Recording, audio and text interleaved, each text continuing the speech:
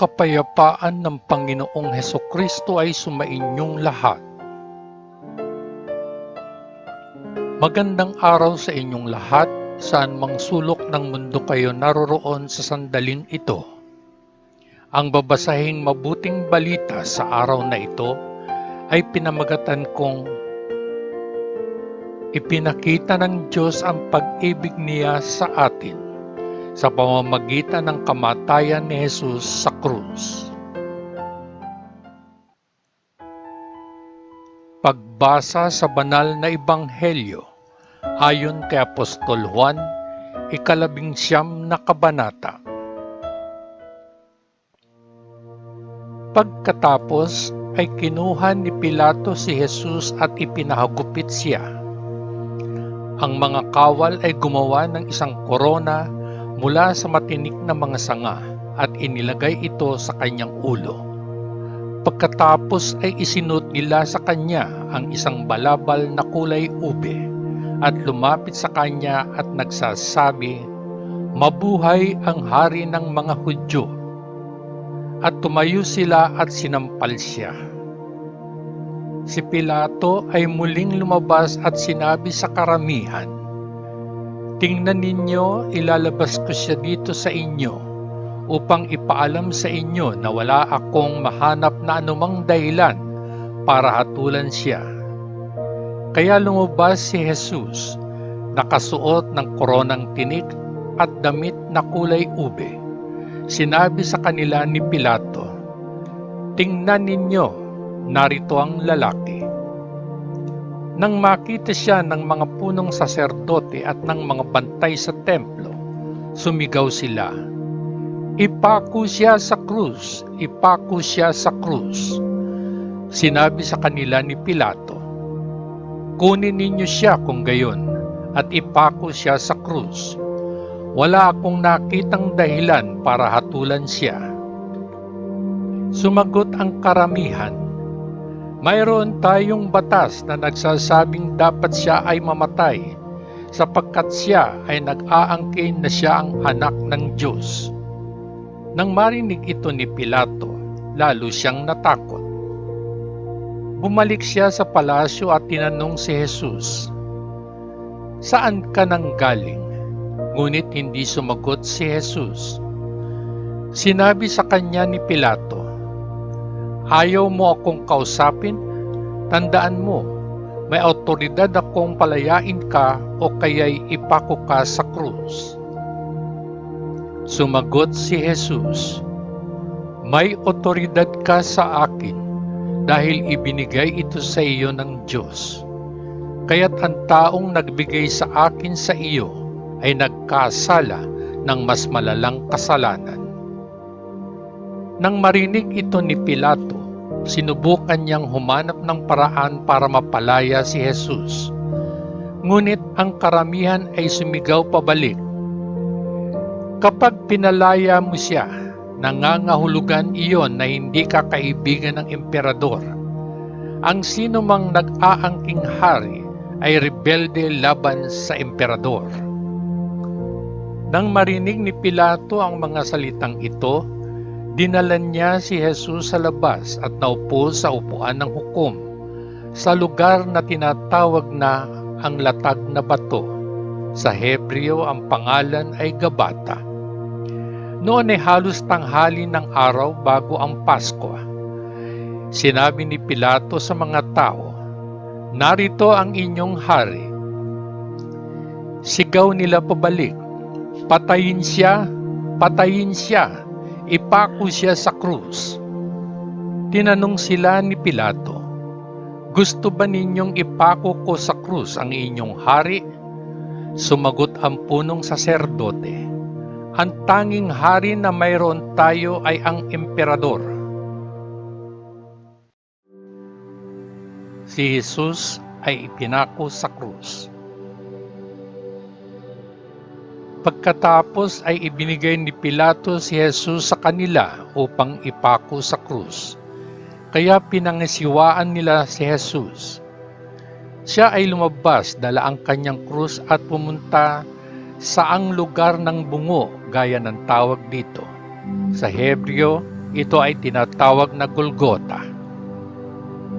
Doon siya ay ipinako nila sa krus at ipinako rin nila sa krus ang dalawa pang lalaki, isa sa bawat panig kasama ni Jesus sa pagitan nila. Sumulat si Pilato ng isang paunawa at ipinatong ito sa krus.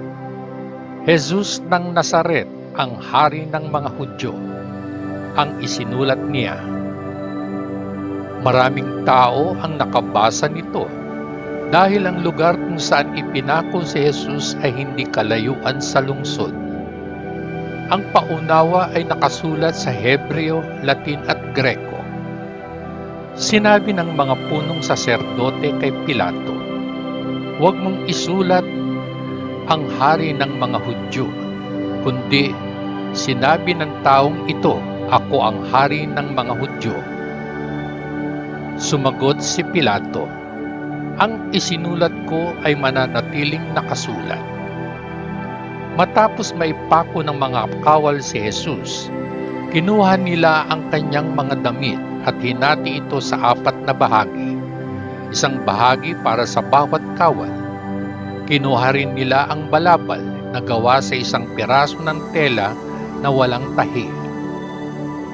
Sinabi ng mga kawal sa isa't isa, "Huwag natin itong punitin. Maghagis tayo ng dice para makita kung sino ang makakakuha nito." Nangyari ito upang matupad ang banal na kasulatan. Pinaghati-hati nila ang aking mga damit at nagsugal para sa aking balabal. At ito ang ginawa ng mga sundalo. Nakatayo malapit sa krus ni Jesus ang kanyang ina, ang kapatid ng kanyang ina, si Maria na asawa ni Clopas at si Maria Magdalena. Nakita ni Jesus ang kanyang ina at ang minamahal na alagad na nakatayo doon. Kaya't sinabi niya sa kanyang ina, "Siya ang anak mo." Pagkatapos ay sinabi niya sa alagad, "Siya ang iyong ina." Mula noon ay dinala siya ng alagad upang manirahan sa kanyang tahanan. Ang kamatayan ni Jesus. Alam ni Jesus na sa ngayon ay natapos na ang lahat, at upang matupad ang kasulatan, sinabi niya, "Ako ay nauuhaw." Isang mangkok ang naroon, puno ng murang alak, kaya't ang isang esponga ay ibinabad sa alak, inilagay sa isang tangkay ng hisopo at itinaas hanggang sa kanyang mga labi. Uminom si Jesus ng alak at sinabi, "Tapos na." Pagkatapos ay iniyuko niya ang kanyang ulo at ibinigay ang kanyang espiritu. Tinusok ang tagiliran ni Jesus.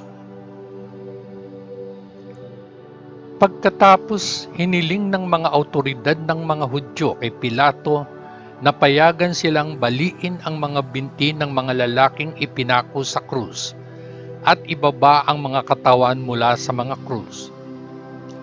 Hiniling nila ito dahil Biyernes noon at ayaw nilang manatili ang mga katawan sa mga krus sa araw ng Sabat dahil ang darating na Sabat ay lalong banal.